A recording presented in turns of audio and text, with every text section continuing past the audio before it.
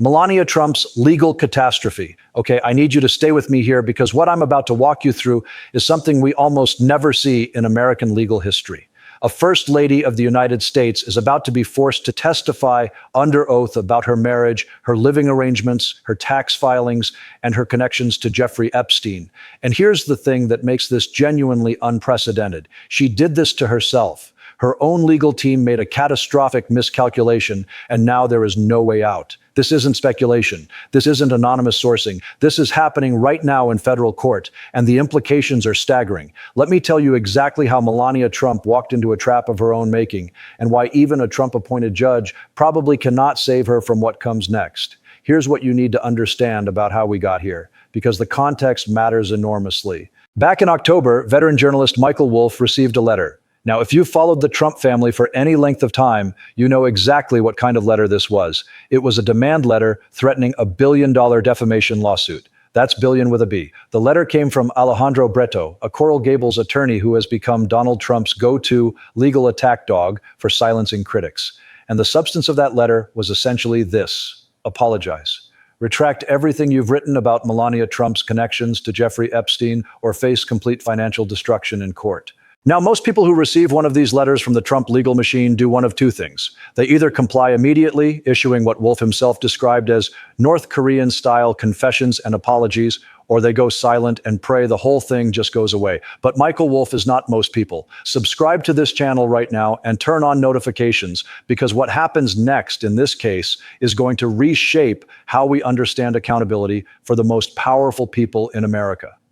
Wolff is a veteran investigative journalist. He's written multiple best-selling books about the inner workings of the Trump White House. He's spent years documenting the chaos, the dysfunction, and the secrets that the Trump family desperately wants buried. And when he received that $1 billion threat, he did something that nobody expected. He sued first.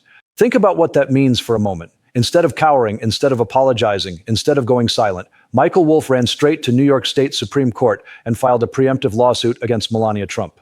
In that filing, he laid out every single statement her lawyers claimed was defamatory, and he explained in methodical, devastating detail why each one was either demonstrably true, fair, and accurate reporting, constitutionally protected opinion, or taken completely out of context by her legal team. But here's where it gets genuinely fascinating. Wolff didn't just defend himself. He went on offense. He called the Trump legal strategy exactly what it is: a pattern of strategic lawsuits against public participation. In legal circles, these are known as slap suits. Lawsuits filed not to win, but to intimidate critics into silence, to drain their resources through endless legal battles, and to create what Wolff described as a climate of fear so that Americans cannot freely exercise their First Amendment rights. Stay with me here, because this is where Melania Trump made the biggest mistake of her life. Her legal team, rather than fighting in New York State court where Wolff had filed, decided to try something clever. They filed what's called a notice of removal, attempting to move the entire case to federal court. Now, on the surface, this might seem like reasonable legal strategy. Federal court has different procedures, different rules of evidence, and in many cases, defendants prefer federal judges to state court juries. And in a stroke of what can only be described as Trump luck, the random selection process assigned this case to Judge Mary Kay Weiss-Kessel. She's a Trump appointed federal judge in Manhattan. This is the same judge who ruled against Manhattan prosecutor Alvin Bragg when he tried to quash a congressional subpoena. The same judge who denied Columbia University's attempt to challenge Trump administration funding cuts. So Melania got her Trump judge, she got her federal court. Everything should be going according to plan. But here's what most people completely miss about federal jurisdiction, and this distinction matters enormously. To remove a case from state court to federal court, you need a legal basis for federal jurisdiction. The most common basis is something called diversity jurisdiction. What this means in practice is that the two parties in the lawsuit must be citizens of different states. If both parties are from the same state, there's no diversity, and the case stays in state court, period. Michael Wolff is from New York. That's not in dispute. So for Melania Trump to move this case to federal court, she has to establish that she is not a resident of New York. She has to prove that she's a citizen of a different state, presumably Florida, where the Trump family claims official residence. And this is where the trap snaps shut, because now under established federal procedure, Michael Wolff's attorneys have the absolute right to conduct what's called limited jurisdictional discovery. Let me say that again so it lands properly.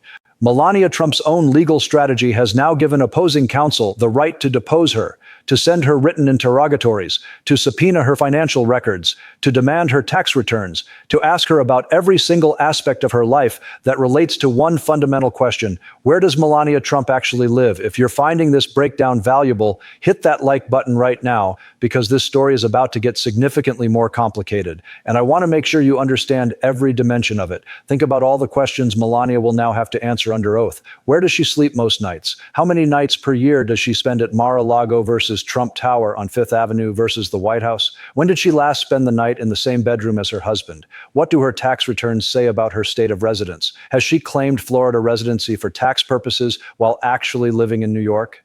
What about property tax exemptions? The homestead exemption in Florida is substantial, but you have to actually reside there to claim it legally.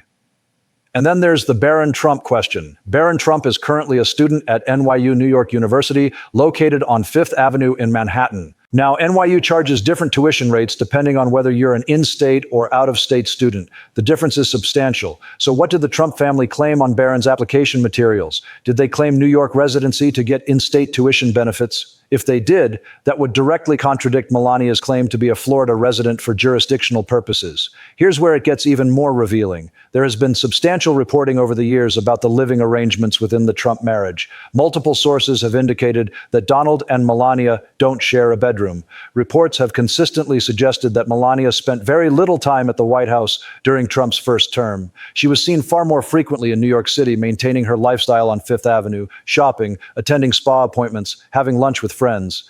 During the second term, her absence has been even more pronounced. She's essentially invisible at official White House functions, except for the occasional state dinner.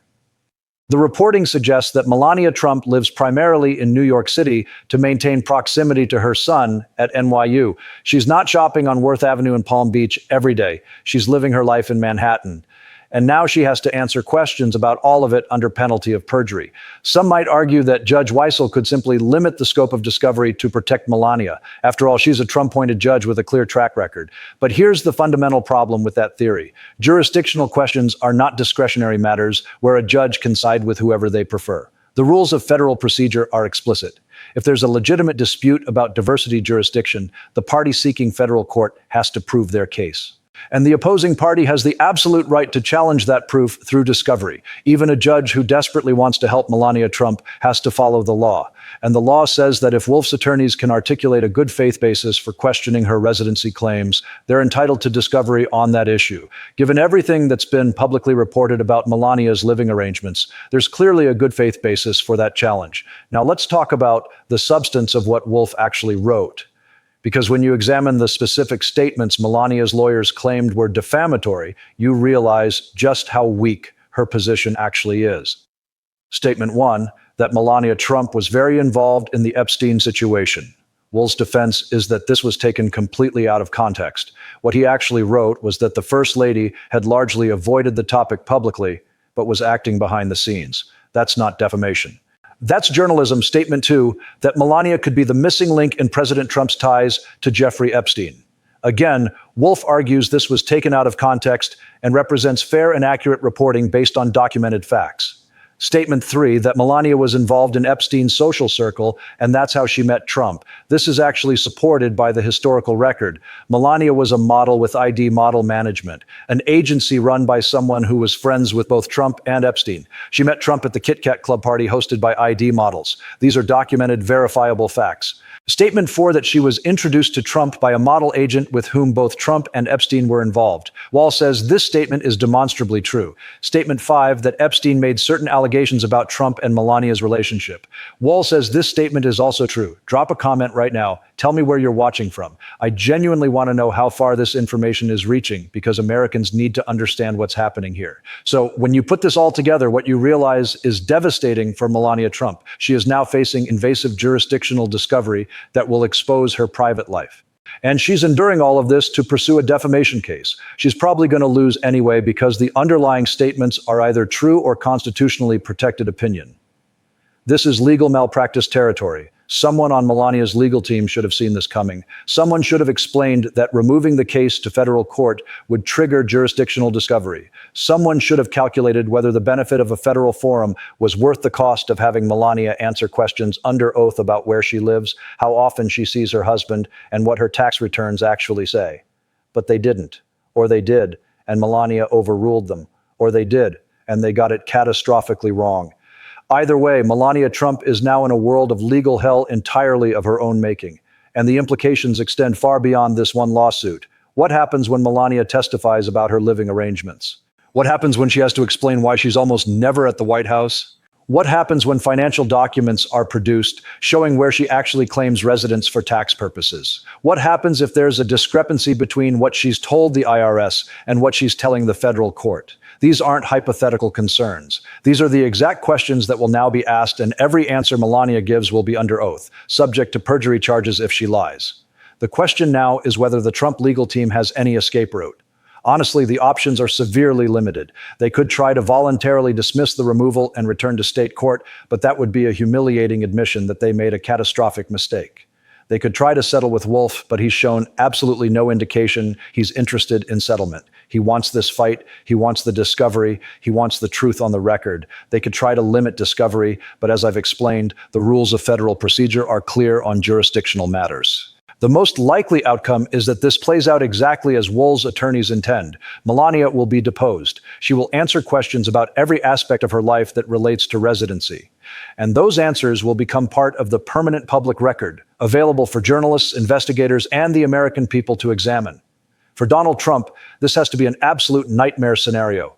He spent his entire career controlling information, managing his image, using legal threats to suppress unfavorable coverage. And now his own wife's legal strategy is about to put their marriage, their living arrangements, their financial dealings, and their Epstein connections into the public spotlight. This is the lawsuit Donald Trump feared most, not because of the defamation claims themselves, but because of what discovery will reveal. Let me leave you with 3 things to remember about this situation. First, Melania Trump's decision to remove this case to federal court was a catastrophic, unforced error. She traded the possibility of a more favorable judge for the certainty of invasive jurisdictional discovery.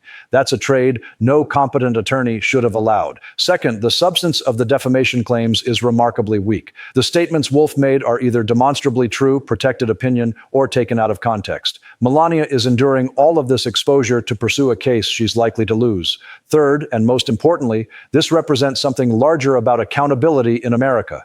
For too long, wealthy and powerful figures have used legal threats to silence critics. Michael Wolff refused to back down. He sued first, and in doing so, he exposed the fundamental weakness of the Trump legal playbook. It only works if you never actually have to prove your case in court. The moment you enter the legal system, you're subject to its rules. You have to answer questions. You have to produce documents. You have to tell the truth under oath. For Melania Trump, that moment has arrived. We're watching something historic unfold, a first lady facing jurisdictional discovery about her marriage and living arrangements, a preemptive lawsuit that turned $1 billion threat into a devastating liability, a Trump-appointed judge who, despite her track record, may not be able to save Melania from the consequences of her own legal strategy. This is what accountability looks like when someone finally refuses to be bullied. This is what it means when the legal system operates the way it was meant to. And this is exactly why what comes next matters to every American who has ever been pressured into silence by someone with deeper pockets and a larger legal team. Make sure you're subscribed and have notifications turned on, because this story is nowhere near over. Discovery is just getting underway. Depositions are ahead. And when Melania Trump takes the stand to answer questions under oath, we'll be here to analyze every single word. I'll be watching, and so should you.